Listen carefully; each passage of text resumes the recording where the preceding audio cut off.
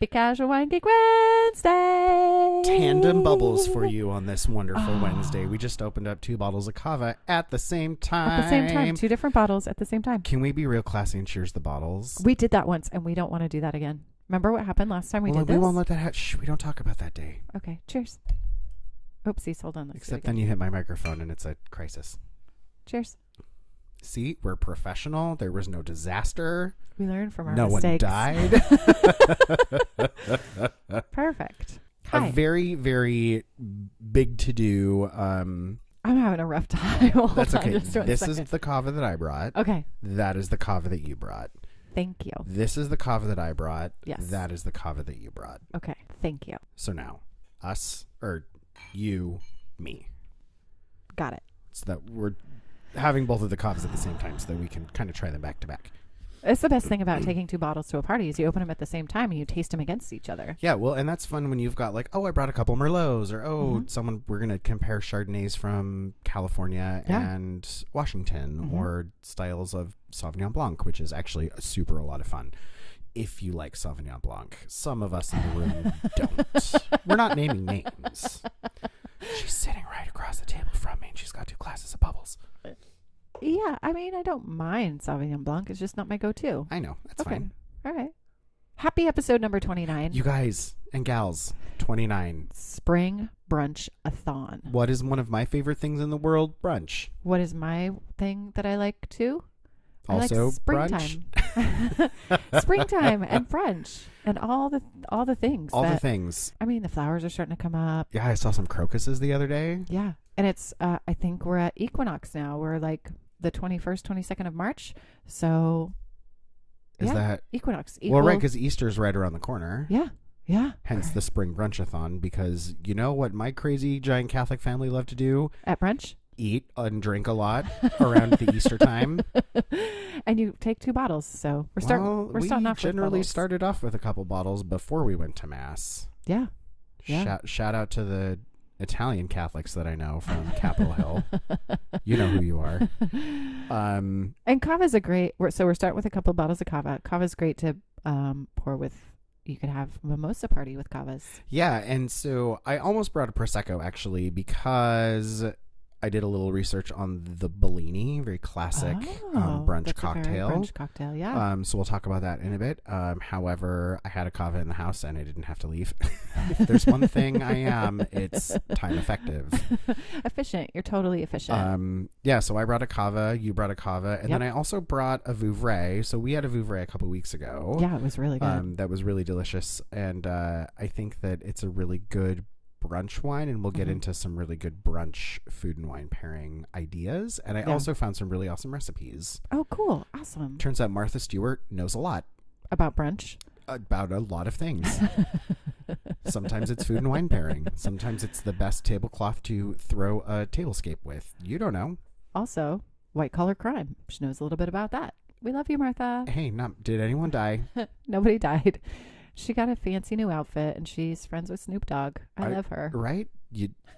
Cheers to that. If you have not seen the Snoop Dogg and Martha Stewart cooking extravaganza, get on that boat. Mm-hmm. It's so good. I've seen her at like awards shows when they're smoking weed in the back, like taking hits off of the blunt. It's so funny. Ooh. This is really good. This is delicious. Is this the one that I brought? Mm-hmm. German Gilbert Kava. Pictures are on our Instagram. Yep. Casual Wine Geeks. And then I brought the Torre Oria Kava. So this is 100% Macabeo, which I think is also Viura, but I'll fact check myself here in a bit. I don't think these are the same grapes between these 2 kavas. Can I see your bottle? Yeah. Taste them. Nope. Yours is a Macabeo Chorello Pareada, which is a pretty common kava blend. Yeah. Well, I called it not the same grapes. Yeah. They taste totally different. 50% of yours is the same. Yeah, but taste it. But mine's 100%. Yeah. Which is what I love about kava, just because the grape makeup is different, and so it doesn't taste like other sparkling wines. Yeah. It's very much like champagne, Chardonnay, Pinot Noir, and Pinot Meunier. There's a blend, or you could get single varietals. Very similar to kava. Yeah. And I really dig kava because it's really very food friendly, especially if you have like something that has a lot of fat. Perhaps an Easter ham. Did you have ham on Easter? Oh, all the time. Yeah. This is great with Easter ham. And then fucking ham sandwiches for goddamn days. Yeah, for days. My immediate family is not very large, but I have a large extended family. Yeah. And it would be the leftovers. For days. The leftovers. It's like Thanksgiving, but springtime. Yeah, where you just have to eat reiterations of turkey for, 5 days afterwards. Yeah, it's springtime Thanksgiving. Yeah. That's what I like about Easter with flowers. Did you ever have a Jell-O salad? We had so much Jell-O salad. Oh my God. I have to tell you, my grandmother used to make this, what they called the lamb cake. And it was a white cake with lamb and like the coconut frosting. Wait, like lamb the meat? No. It was like in the shape of a lamb. Okay. I know your people are Swedish, but come on. Yeah, it was the cutest little thing. She had a little lamb cake pan. And so every Easter she would make a white cake in the lamb cake pan and then turn it out. Right. And frost it with white coconut shaving frosting and then put little gummy bear eyes or not gummy bears, but like little jelly bean eyes and mouth. And she'd like do the whole thing and it'd look like a little lamb. Oh, that's so funny. Isn't that cute? That's hilarious. She's a good lady. Fun fact, Peeps, terrible. Don't like them. Not excited to see them around this time of year. Oh, I hate them. They're terrible. Oh, Peeps. I was like, what kind of people do you hate? I know you hate people all the time, but you're talking about the candies. Mostly everyone. But you're talking about the little like marshmallow. Oh, they're terrible. They are terrible. Don't try and feed me a cocktail with a vodka that's fucking Peep flavored. Wait. What? Yeah, that's a thing. Peep flavored vodka? Oh, it's not right. It goes against God's plan. No. It is the Lord's time. There is smiting to be happening. Passover's right around the corner. Don't do that on Easter. Don't get smitten. Get smitten. Smited? Don't get smoten. Smoted? Smote? Government brioches. I don't know. Text your legislator. Yeah, we always did just a big giant brunch. It was huge. It was so much fun. And you had ham, and you had, what else did you have at brunch? Oh, classic brunch foods are like pancakes, eggs, waffles, ham, bacon. I think it depended if we were doing food before church or after church. If it was a big family to do and there were a lot of side dishes that other people brought, I feel like we did green bean casserole. Kind of, but think a little less heavy and a little more ambrosia salad, vegetable platter, more springtime dips. Yeah. All of these wines, I thought about bringing a rosé, but I really didn't want. I wanted to have like a big white. I did actually think also about bringing a rosé, but so the Vouvray that I brought, which I've never had before, I just grabbed one off the shelf in the grocery store. It was like $12. Oh, nice. I think this cava was 10 that I brought. Mm-hmm. And I have the cava. I have a Pinot Gris that was open in my fridge, so we're gonna taste it because Pinot Gris is always good. And I have a Viognier from Oregon. So, and they're all very aromatic, heavier, denser wines, which is good for brunch because if you think about if you've got a really big egg dish or something pancake or bread based, right? You want something that's going to be able to stand up to the density of the food around it. And pretty high acid in all of these wines. Yeah, which is also important because if you're not having a sweet brunch, you're having a heavy savory brunch, and that can really dictate what is going to taste the best. Yeah. Now, no Chardonnay. If you're somewhere that is serving bottomless mimosas, chances are you don't care what tastes the best. No. And that's okay. There's a couple exceptions to that rule, but in general. And so here's one of the things in just terms of when I think about brunch and I think about cocktails or wine, the Bellini is one of the things that comes up first. Prosecco, because it's sparkling, and peaches because they're... I was going to say, it's a sparkling, it's in usually a bubbly glass, and it's peach puree, Prosecco, and that's it? That's it. Oh. Yeah. Now, I am not a huge Prosecco fan, nor do I really care for peaches. I think both of those things can be a little sweet. And that's kind of why I don't like them. If we're somewhere and they're serving, now this is the, pretentious wine fuck in me. Well, you get the award this week. Everybody gets an award. And that they're serving their mimosas with Prosecco, I'll probably get a Bloody Mary instead. Oh, really? I don't like sweet drinks. Yeah. I don't put sugar in my coffee. I don't put honey in my tea if I can help it. I don't care for soda. You know, I just don't. But and kava it's is just not that sweet. And that's why I like kava, is because it's not sweet. It still has the acid. It still has the bubbles. It's got a nice complex flavor from the grapes that aren't that you make kava from. Right. Yeah, I think we did good today. Yeah. So bellinis were invented somewhere between 1934 and 1948 by Giuseppe Cipriani, who founded Harry's Bar in Venice. We were there. Well, we weren't in Venice, but we were in the Veneto. We were in the area where Prosecco comes from. That would be, what is that, right before World War II? Right during? Well, 34 is before World War II and between World War I and World War II, but World War II ended in 47. And you said sometime between 1933 and 48. Okay. Hey, after Prohibition. I was not we weren't alive. A student of history. I was. Well, okay, that's not true. I am a student of history, but I don't know the exact dates of World War II, and I'm just going to own that. Yeah, I don't remember. I could look it up, but I don't care. We know the dates of Prohibition. Vastly more important to our line of work. Did you get that article I sent you about they found art in Seattle former speakeasy from the 20s? Yep, in that condemned building downtown. Fascinating. So I'll amazing. post a link on our Facebook page so that because I think everybody needs to be able to see it. It's a really cool article. Yeah, it's a well-written article, and it's a beautiful story, and I'm glad that they're going to restore it. Yeah, it really warms my heart that they're putting the time and effort into doing that. Hey, art saves lives, man. More than you know. Hey, you don't got to tell me twice. So he named the drink the Bellini because it had a unique pink color and reminded him of the toga of a saint in a painting by a 15th century Venetian artist, Giovanni Bellini. Oh. So something about the color of the peach puree. So obviously it's not white peaches. So it had this like pink. Probably a pink-orange color. Yeah, pink salmon color, and reminded him of this one, you know. Art influences more than you will ever know. It saves lives. So it started as a seasonal specialty at Harry's Bar, a favorite hangout of Ernest Hemingway, Sinclair Lewis, and Orson Welles. Later, it also became popular at the bar's New York counterpart. After there was a French businessman set up a business to ship fresh white peach puree to both locations, it became a year-round favorite. So before it was seasonal, now it's year-round. Someone figured out how to get the puree to them all year long.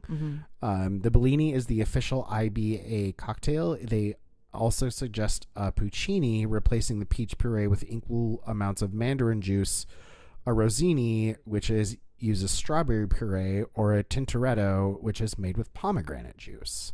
Huh. I can get behind that mandarin puree, man. Yeah.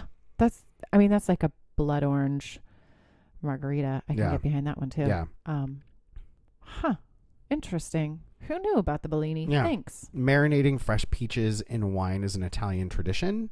So they must have a lot of peaches over there. Yeah. I mean, you could easily do kind of like a take on a Bellini, but as a sangria, kind of like larger amount, do a big batch of that in like a beautiful serving container if you're having a big brunch get together. So that way you don't have to worry about making one every time and the mess of puree everywhere. And, make one big thing, mix it up. That way it's just, serve yourself and go to town. Big, giant, beautiful punch bowl.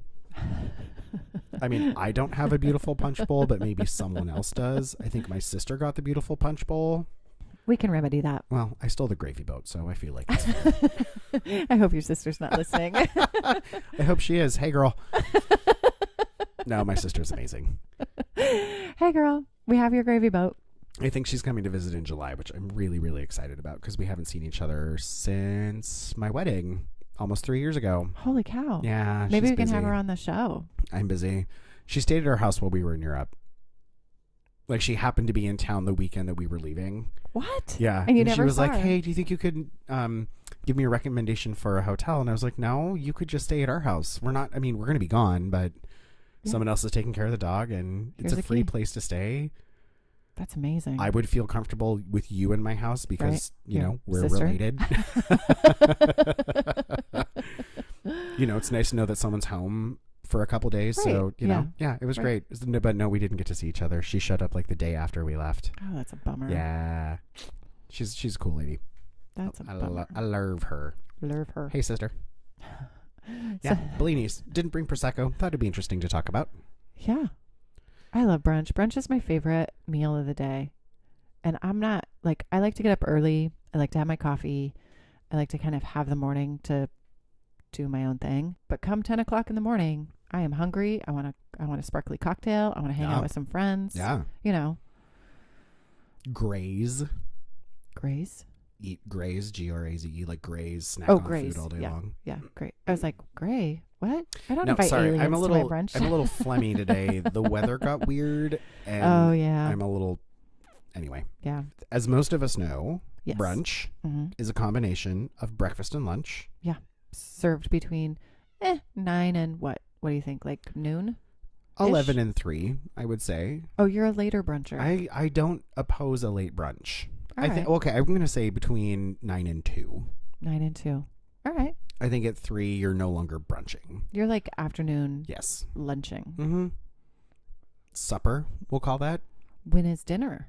I think dinner is usually later. I think supper is considered like an afternoon, early evening thing, and dinner is considered later. So you believe in second breakfast. Oh, I'm short and fat like a hobbit. Hairy as well. Yes, I do believe in second breakfast. First breakfast is when you get up. Second breakfast is brunch. Yeah. Yeah. Hey, it is healthy to snack all day long. It is good for your metabolism. Yeah. Your face was like, yeah, who doesn't believe it? It's so funny. I don't want to be friends with those people. So on Wikipedia also listed as regularly has some form of alcoholic drink, usually champagne or a cocktail served with it. So the word is a portmanteau of breakfast and lunch, which is a combination. Brunch originated in England in the late 19th century and became popular in the United States in the 1930s. In England, huh? Yeah. That surprises me. I would have anticipated it. Oh, I did research. We're going to talk about it. Really? Oh, yeah. I think stuff like this is really fascinating in terms of a cocktail and a wine culture because we have evolved to. It's kind of not okay to drink at 7 o'clock in the morning, but if it's 11 and you're with friends and it's champagne or bubbly of some sort, then it's totally now, socially acceptable. Let me tell you a thing. The first time I was in Paris, we were in this super cute little market over off of Rue Claire, kind of behind the Eiffel Tower. Mm-hmm. We'd just been wandering and we just found it. We just were on a big walkabout. And there was a little wine shop with a little A-frame chalkboard sign outside that said, "A meal without wine is called breakfast." Oh shit, how's it go? A meal without wine is called breakfast, but a breakfast is not breakfast without champagne. Or it's something like that. Some variation of that. I'll find the photo and I'll post it. Well, let's post it on the Instagram. Yeah. So in 1896 supplement of the OED, for those of you in the know, the Oxford English Dictionary, as I put my glasses up my nose, cites Punch magazine, which wrote that the term was coined in Britain in 1895 to describe a Sunday meal for Saturday night carousers. Oh. You went out and you caused a ruckus on a Saturday night. You know what you need Sunday morning? Brunch. Right, because you're sleeping in. Maybe I love your hair of the dogging because you fucking drank your weight in whatever bathtub gin in the 1890s in England, probably. I can't even imagine. That must have tasted awful. Thank God.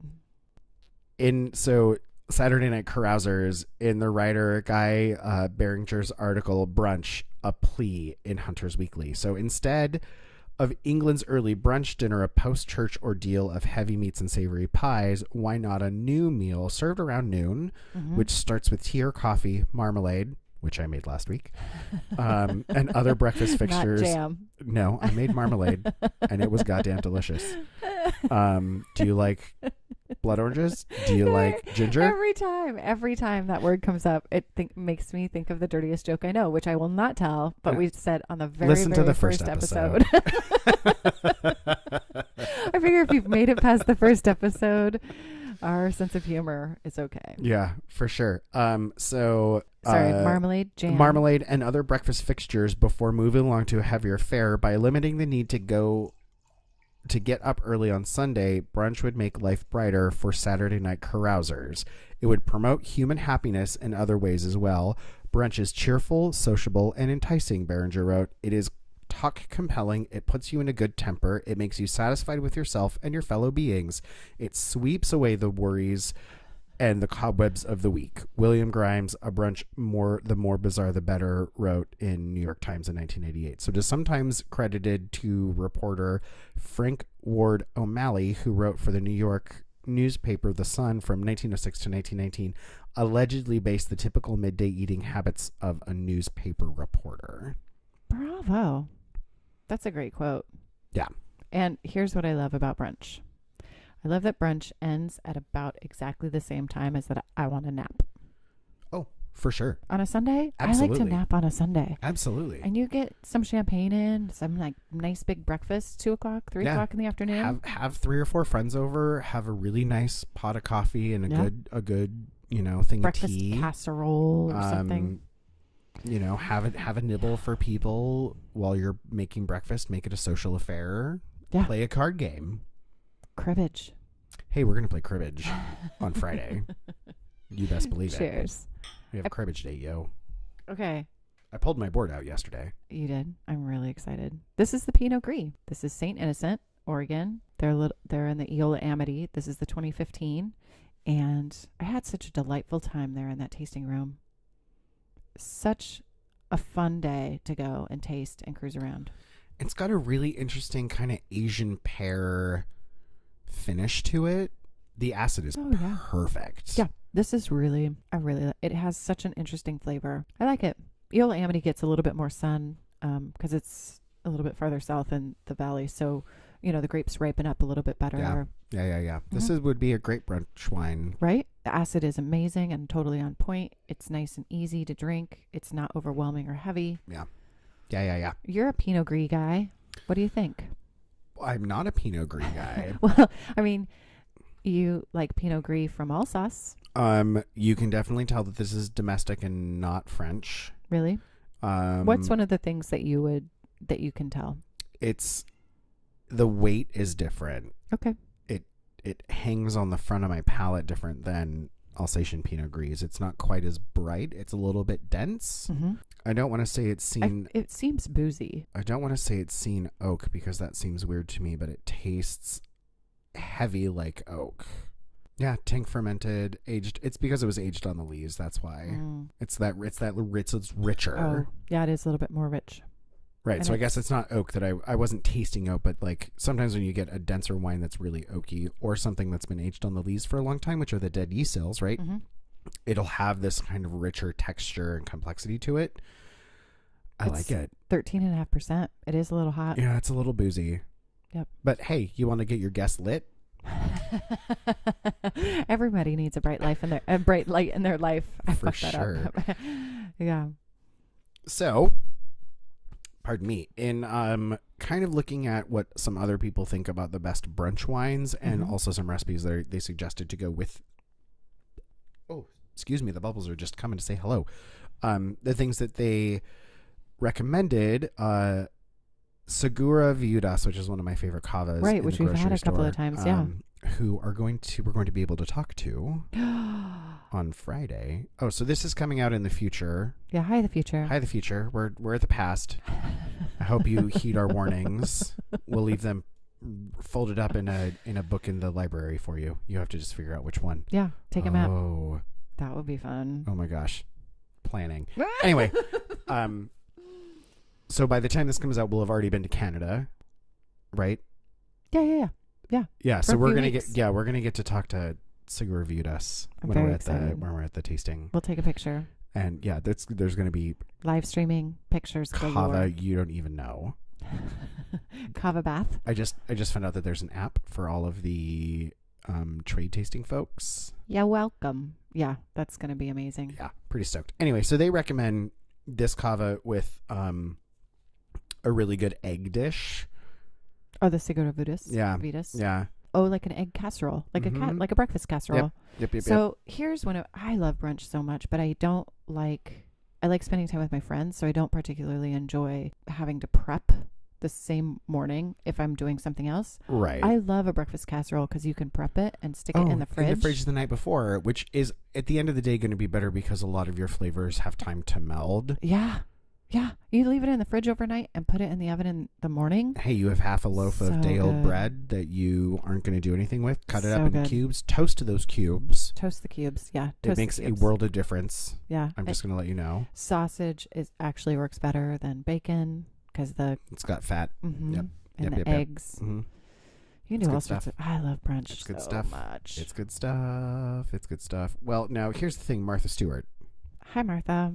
Now this is in 2008, so take that for what it is. Yeah, 10 years ago. We may have learned a thing and changed an opinion since then. I don't know, man. Martha Stewart is timeless. I'm not saying she's not timeless. I'm just saying opinions change. Yeah, she's like our generation's Julia Child.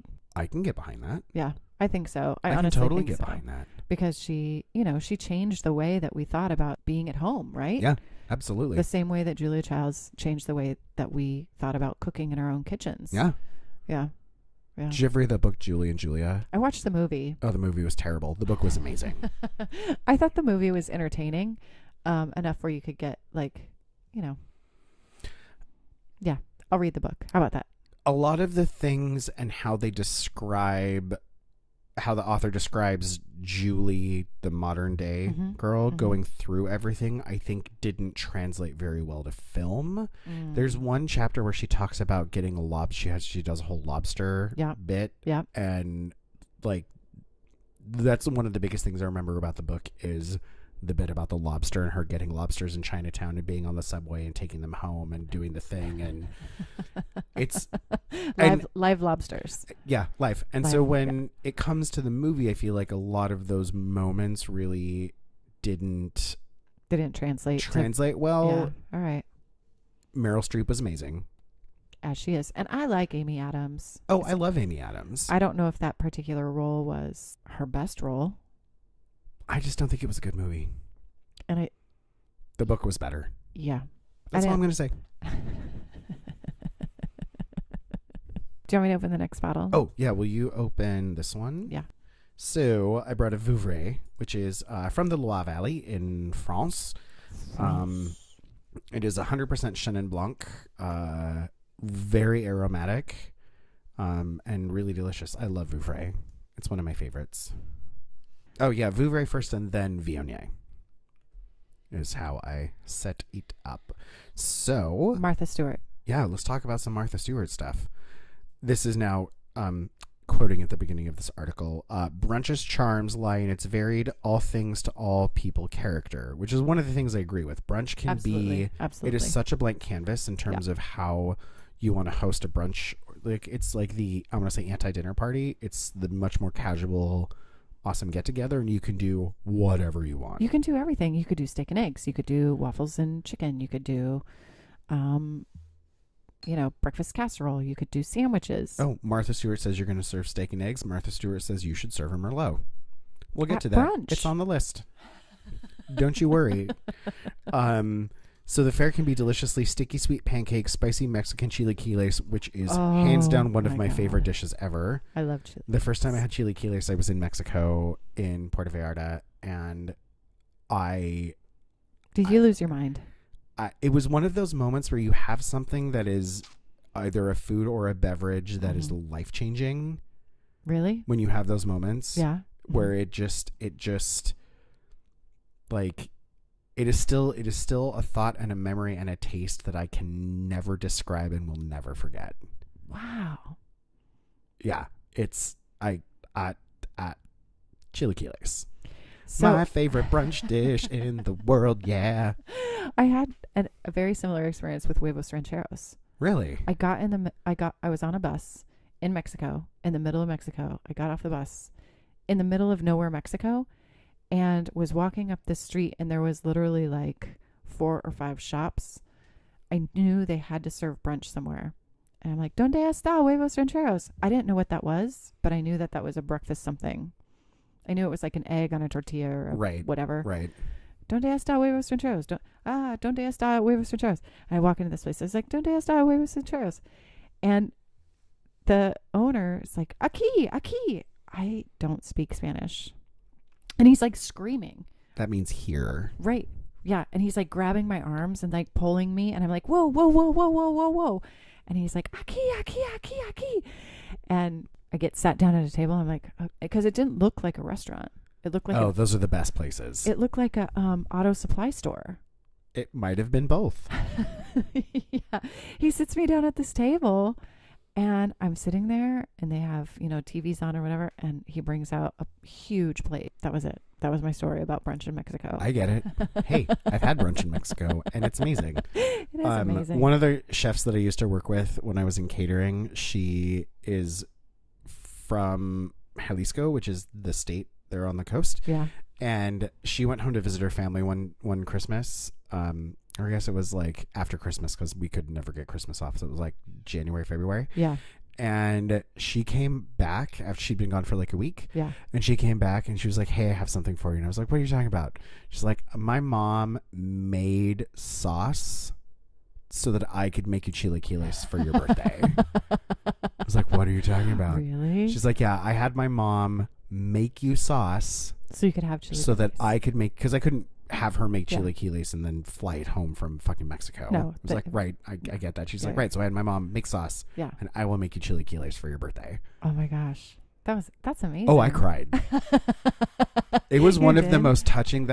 I believe that food can really, really move people. Yeah. When you have a thing that you love and respect so much. Like this is a dish that when I see it on a menu, I will order it because it is one of my favorite things. And I can never remember whenever it's on a place that we only go to very, very minimally. I'm constantly asking my husband, like, did I like the chilaquiles here? Because it can go either way. I don't remember. Was it saucy? Was it the right sauce? Was it the thing? He's like, I just order it. Right. Like I can't and keep ask track for of extra you. sauce just in case. I like a sauce. Don't judge me. Anyway, that's me waxing poetic about a chilaquiles. Well, because we could wax poetic about brunch in general. When I was in Hawaii, they had the musubi, which is the I hate Spam. They had it with Portuguese sausage. It was is that what amazing? Musubi is Spam though, right? Yeah, usually it's Spam, but they made it with Portuguese sausage, and it was so good. It was so good. Friends and when we were they had jalapenos in it. Fresh or pickled? Fresh. Oh. Yeah, it was really good. I bit into it and I was like, what? Whoa. Hello. Good morning. Wakes you up better than a cup of coffee. Okay, so let's talk croissants, muffins, and coffee cake per our Lady Martha. Okay. Do you want to talk about your Vouvray? It kind of reminds me. So Vouvray, for everybody out there, if you want a white that's a little bit almost fruity and sweet, Vouvray is where you should go. I love Vouvray. It's generally super high acid. Yeah, but it's a little on the sweet side. It can be for sure. To me, this tastes like pineapple gummy bears, and I love it. Yeah, it's not sweet at all. Like pineapple gummy bears, you would think is sweet, but it's not at all. But that's what it has that density. It has that texture. It's got a little. You know what it heft reminds to me it. of is the pineapple sparkling that we got without the sparkle. It's a very similar. Yeah, flavor. it's delicious. Yeah. I love Vouvray. I think it's really awesome. Chenin Blanc from the Loire. Check it out. It's a good brunch wine. I think this would be great with something a little on the sweet side, sweet and fruity. Oh, like a fruit salad? Yeah. Like a fruit salad shortcake. Yeah. What is that? like a fruit baked like breakfast pastry, like a breakfast ring. Oh yeah. It's got a name and I can't think of it right now. Angel food cake with like fresh fruit and a glaze over the top? No, I was thinking more of like a puff pastry? Yeah. All right. Maybe. Like a raspberry filled puff pastry? Yeah, like a fruit filled thing. Cream cheese in the bottom? Oh, I can get behind that. Yeah. Well, so they suggest for croissants, muffins, and coffee cake, champagne. Okay. You have a buttery pastry. Yep. Quick breads. Yep. Right. So they deserve a bubbly with complex, yeasty, toasty biscuit notes. Yep. All champagne. Which champagne is absolutely up that alley. They also suggest Moet Chandon White Star for $35. An elegant sip, yet not so esteemed that dressing it down with a splash or two of fresh blood orange juice would be out of the question. Blah blah. Blah, It's blah. $35. You can find delicious bubbly with those same notes, not from champagne. I would say for $20. Yeah, 17 to 20. We've Easily. had some on Easily. the show. Yeah. So then moving on to a brunch featuring lots of bacon, they suggest Chardonnay because Chardonnay aged gently in oak has expressions of butterscotch and vanilla that play off the salty, smoky jolt of a good bacon. That's true.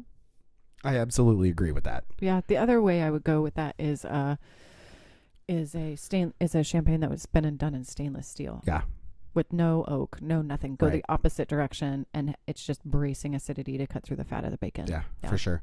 You have steak and eggs, give them a Merlot because if there's a comfort breakfast. wine, it would be soft, velvety, easy drinking Merlot. It fits the most classic and indulgent of comfort protein, steak and eggs, like a glove. They're recommending a 2004 Sonoma Merlot, which has flavors of black cherry, green bell pepper, and minerals balanced on a spine of acidity. So it's got a little bit more acid, which is going to be good. I kind of like a bubble for breakfast, and I would go in a different direction. I would do a sparkling Syrah. That sparkling Syrah from Travari with a steak and egg. You know, you have the weight, you have the density, you have a little bit of the sweetness that you would get, and then the sparkle. I can see where you're going. Yeah. I can see where you're going. I have a hard time with red wine, still red wine for noon. I think if it's soft enough and not tannic and has really good acid and goes really well with food, I think you'd be fine. I don't dislike red wine in the morning. However, I like it to be a Beaujolais. Yeah, a lighter red. Merlot just seems really heavy to me for morning times. Well, but hey, Martha whatever. speaks. We listen. I know. I'll try it. I'll try it out. I haven't tried it. I'll try it out. How about that? Southern style ham with red eye gravy. Mm-hmm. What are you going to guess that she suggests you have with that? I don't think you'll ever guess. A Southern style ham with red eye. I don't even know what that is. I don't know how to cook. I wouldn't know what the recipe was. Red eye gravy is, it's red gravy. What is it made of? What's in it that makes it red? Tomatoes? Red things? Okay, don't look. I'm going to guess. You said I will never guess. So I'm going to guess sparkling rosé. Try again. Am I not even close? No, not even a little bit. Tell me what it is. No, Cause you have to guess. Keep guessing. Is it white, red, or sparkling? It's white. White. And I would never guess, huh? Mm-mm. Sauvignon Blanc. Nope. Go south. Go south from New Zealand? No, of France. Oh, south of France. And it's a white? Mm-hmm. Spanish? Yes, ma'am. Getting warmer. Is it a, you said I would never guess. I would guess a Vino Verde. Vino Verde would go with That's brunch. Portuguese. Oh, that's right. It's a white Rioja. A white Rioja. Yeah, that's what they recommend is a white Rioja. They make that? Yeah. I've never tried a white for Rioja. sure. Oh, for sure. Have you tried one? A white Rioja? Yeah. Oh, yeah. Is it good? We'll have some this weekend. That's why we're friends. Well, I want to try this thing. Gotta Have you help tried you this thing? Oh, it's like a ham gravy. It's red because it has ham. Red egg gravy is a thin sauce often seen in the cuisine of the southern United States associated with country ham of that region. Huh. Other names for the sauce include Parman's gravy, bird eye gravy, bottom sop, cedar gravy, and red ham gravy. The gravy is made from the drippings of a pan-fried country ham mixed with black coffee. Oh. All right. Okay. All right. Choices. What's her next recipe so I can totally judge it? It is a classic English fry-up.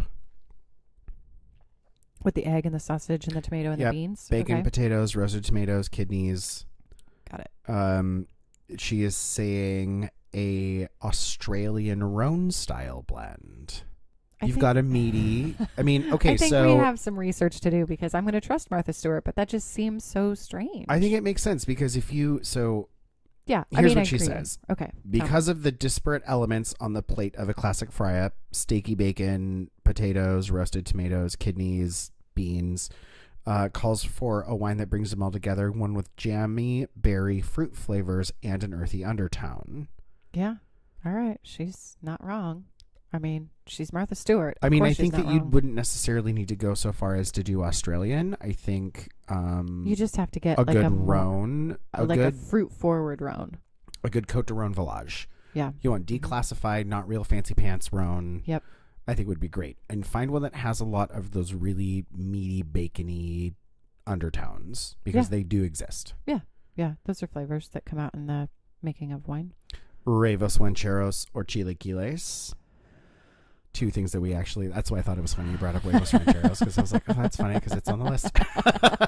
Along with the thing that I also love. Sparkling rosé. No, ma'am. Where's your what sparkling rosé are you thinking of? I'm thinking of a sparkling rosé from... Well, if you were thinking France, stay in France. Sparkling rosé from Alsace? No, not sparkling rosé. Just stay in France. Oh, just stay in France. Yeah. Stay in France, and it's huevos rancheros and chilaquiles. Beaujolais. Yes. Yes! Yes, ma'am. I get an award. Oh my I'll God. drink to that. That's amazing. Cheers to you. Cheers. Good game. So serve a Beaujolais chilled because the heat of the chilies, coupled with the mellow flavors of the corn tortilla and egg, typify brunches inspired by Mexican or Southwestern dishes. Red berry juiciness of agave draws out the fruitiness of the chilies, while the chilled wine cools the heat. Yep. And they're suggesting a Julianas. A Julianas, which we love, which I think we've had, right? On Beaujolais Day? Yeah, I think we did Fleury, Julianas, Morgan, and Moulin Avant. Mm-hmm. Sounds right. Yeah, we did a lot. Those are fancy areas in Beaujolais. Listen to the episode if you want more information. Episode number 12, for those who don't want to look it up. For sausage and peppers, she suggests a Moscato d'Asti because the sausage and the Moscato d'Asti is a classic pairing and for good reason. The riot of seasonings in a good sausage, fennel seed, crushed red pepper, garlic, call for Moscato's fragrant peach nectar flavors, which refreshes the palate with every sip. Yeah, and it's a little bit sweet to go with the spiciness of the peppers. I think that is also an on-point pairing. I can't believe I got Beaujolais. What's the next one? I want to do this game again. Smoked salmon. You won't guess this. Really? Mm-mm. Here's what I would guess. I would guess a Pinot Noir. Nope. But hold on, I'm not done. This is why.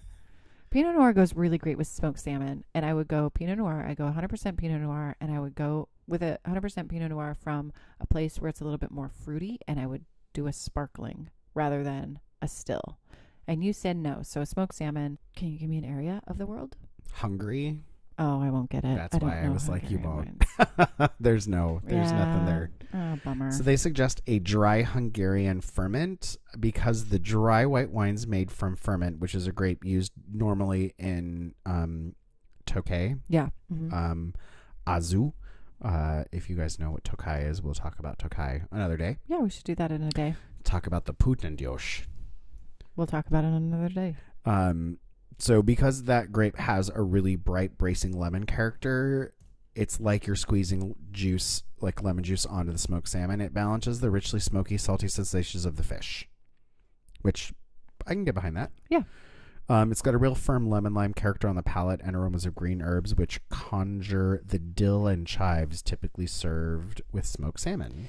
See, here's my problem is that they're pairing to the thing that is not the smoked salmon. They're pairing to the lemon, the dill, and the chives, which I don't enjoy on a smoked salmon.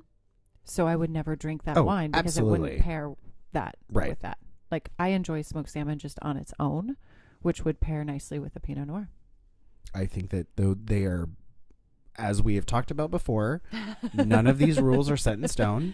Yeah, but you put lemon on it and dill and chives and all the like things. Well, but it doesn't say smoked salmon with lemon, dill, and chives. It just says smoked salmon, which is easy to understand why you would go, well, Pinot Noir makes the most sense, and here are the reasons why. Yeah. If you, at the end of the day, can back up your reasons why, you're right. God bless you. I believe it because your palate is your palate and my palate is my palate, and we all come from different flavored backgrounds. Oh, I like that. Flavored backgrounds. I hate salmon. You do? I do not enjoy salmon. Any kind of salmon at all. Let me dial that back a wee skosh. I don't hate salmon. I just kind of dislike it unless it's prepared a certain way. Chilled, absolutely not. Cold salmon, I won't eat it. like salmon and lox Nope. with the, okay. All right. No, ma'am. Now, capers and dill and cream cheese and lemon Mm-hmm. and something not a fish. Into that a bunch. Pickled red onion. Sign me up. Totally there. So the things about lox and bagels that aren't the lox, I'm into the rest of it. The the red onion, the capers, the cream cheese. Oh, yeah, for sure. All of it except for the actual I just don't like salmon. part. Okay. All right. I'm a terrible Washingtonian. No, you're not. You're Don't revoke my card. I love living here.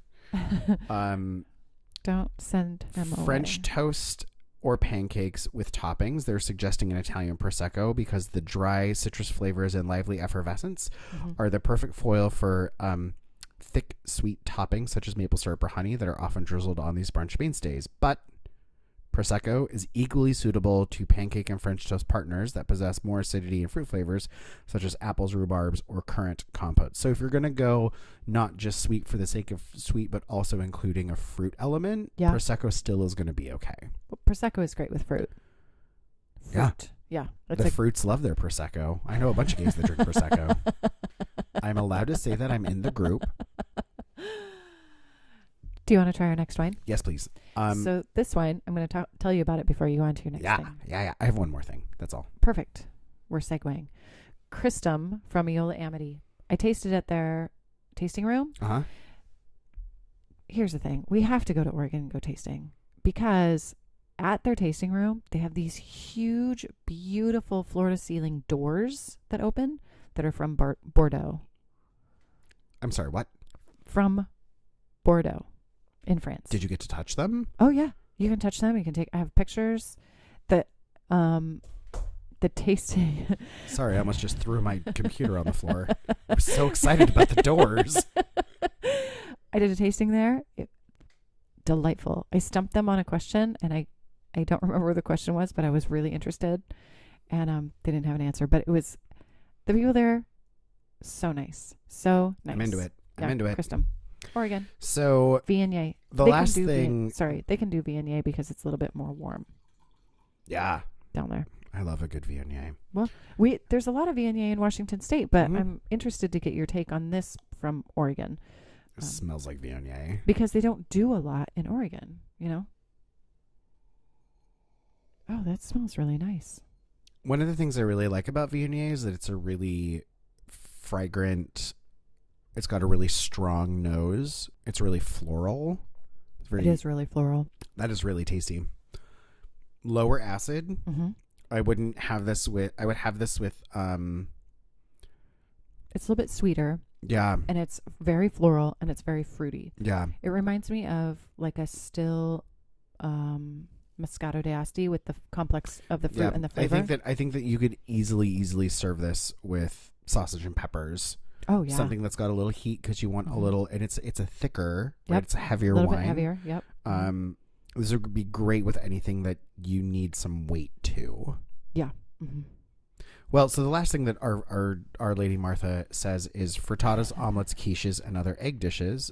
She suggests a German Riesling, which I can totally get behind. Yeah. Because eggs are notoriously challenging to pair, but gently sweet, round, and sometimes resinous flavors in Riesling give focus to the shyness of eggs and the medley of vegetables, onions, mushrooms, tomatoes, spinach, bell peppers that commonly accompany these types of dishes. So we like flavors of Robert Wells dry Riesling from the Rheingau. This was in 2006. It was $30.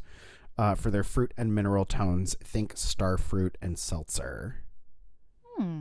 That sounds delicious. That sounds really good. I talked a lot about Riesling on the Chinese New Year episode number 24. Yeah. About how it's really food friendly with like more complex flavors and savory dishes. I think it's really important to find a Riesling that's correct for what you're doing, because Riesling, and we'll talk, so we're going to do a whole episode, an episodic chunk of stuff that's about specific grape varietals. Yes. And we're going to do Riesling for sure, because there's a lot to unpack with Riesling, because it is not just a sweet thing that a lot of people think it can be, and it can go the even opposite there, spectrum, even in the sweet realm, it is a lot of different levels. and we'll talk about that. So I think Riesling is a great brunch thing. People tend to like a sweeter thing in the morning, which is, I think, kind of why the fruitiness of peaches in a Bellini really kind of helps carry a lot of that. I mean, if you're having something that's got a fruit compote, a beverage that has a fruit component in it is a really good idea. It helps tie all your stuff together. Fruit is good for you. Eat it. I know, I'm right here. Hey, Flip. I love you. Well, so just to kind of, I don't know, anything else? I don't think so. Other thoughts? I found some really, really good recipes. Can we do a big brunch event? Like what do you mean? I don't know. Be like, someday we'll be like, okay, we're having brunch at XYZ place and the first 25 mimosas are on us or whatever. Oh. Yeah. We'll have like 25 tickets. We'll give them away to people and they can have mimosas on us. I think that's a great idea. Let us know if you'd be down for it. First 25 people, I will buy you a mimosa at our Casual Wine Geeks brunch. We'll do it. Yeah, we'll do it. I just made up my mind. Okay, into that. Super doesn't fun. suck. Okay, what was the last thing? Sorry. Well, so I found a couple of recipes that I thought were some really fun brunch ideas for some of these wines that we talked about. And one of them is a Mexican eggs in purgatory. So eggs in purgatory is an Italian dish where you have eggs that are cooked in a really spicy tomato sauce. So have you ever had shakshuka? No. Which is Middle Eastern, Israeli. I've seen Egyptian versions and Lebanese versions, but it's essentially a really rich tomato broth that you cook and then you break the eggs into it and then cover them. And so the eggs cook in the sauce. In the tomato sauce. Okay. All right.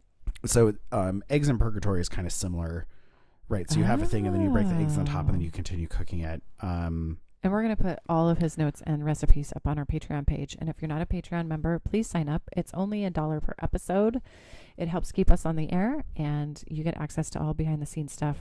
We're actually adding more information because we're getting signed up to industry news and events. And I will add that up there as well. Yeah. So this was I thought a fun kind of, because I really enjoy the flavors of tomatillo and being able to cook an egg in it.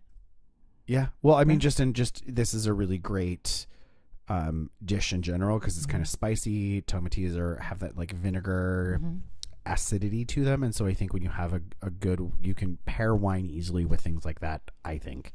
So that was a good one I found. And then the other one was, which I think they're both actually gluten-free, which is important. Warm corn tortillas for serving. So as long as they're not made with flour. Yeah. I'm looking.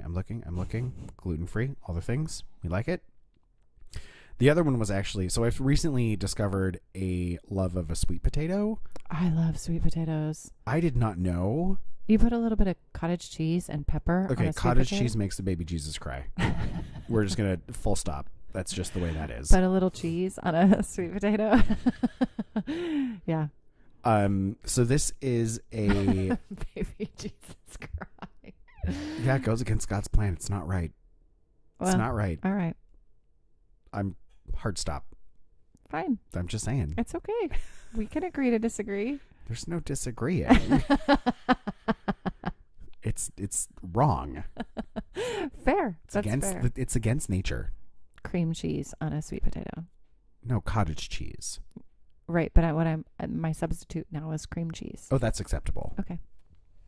However, this is instead of egg in a hole or like a one-eyed jack, when you rip out a middle and a piece of toast and you fry an egg in the middle of it, it's a fucking sweet potato. It's like the lumberjack pancakes. The pancakes with the egg. Oh my God, those pancakes with the egg in them. Corey and I, mind's blown. I blew your minds. I was like, we're having lumberjack pancakes for brunch. Do you know we made them like 2 days later? Did you really?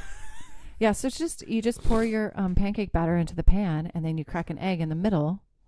Pour your pancake batter, crack an egg in the middle, right? And like make a little hole for your egg and cook it on low with a little with a lid. Right.